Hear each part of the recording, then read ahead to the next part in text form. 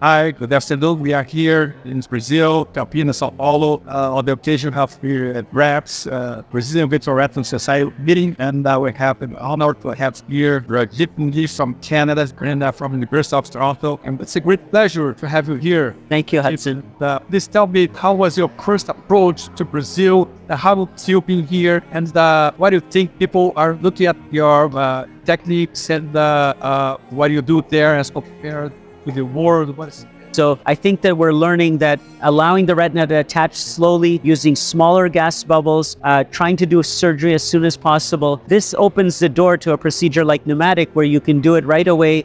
You can allow the retina to attach in a slow manner. And, it's just less invasive. The patient keeps their lens, and it's like their natural untouched eye when you have a Pneumatic that works. Whereas when you do a vitrectomy or even a buckle, your eye's never really the same, and I think that this is something that we're learning. And it doesn't really matter whether you believe in doing a lot of vitrectomies or buckles or pneumatics. It's these concepts that we're learning about, minimizing the amount of gas, allowing the retina to attach slowly. These same principles can be translated to many different things. And, even with buckle, for example, when we drain very rapidly and allow, you're doing external drainage, you will get some displacement from that. You will have some risks related to that. And I think what we're finding over time is that with with retinal detachment repair, less is more. The less you do to get the retina attached, the more. And this goes back to the principles we've been taught from, link off and old times, where just close the break and let everything else take care of itself. And these principles, they were right,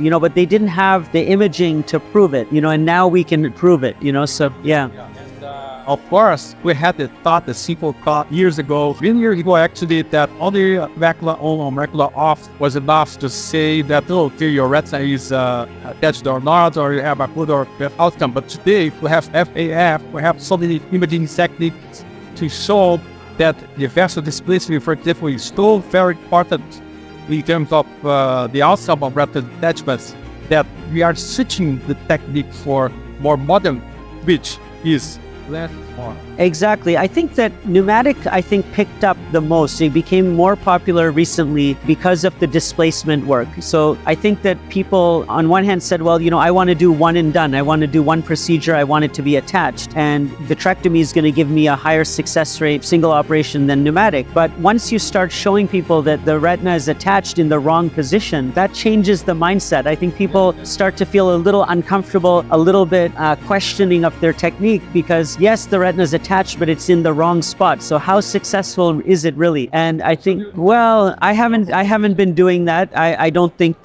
it's hard because many of these patients who complain of metamorphopsia have 20/25 vision. So it's very hard to go in and detach their retina. I think the key is to think from the beginning to prevent it, to find a technique that is least invasive and that's really focused on closing the retinal break, and that will allow you to have the best outcomes. Yeah. And I'm moving forward today to do less, effort. It's actually more effort, but less invasiveness. Pneumatic is hard work. It's not easy. It's easy. Yeah, it's easier to do a vitrectomy, right? You sit there on one session, 30 minutes, you do the case, and you don't have to worry about it.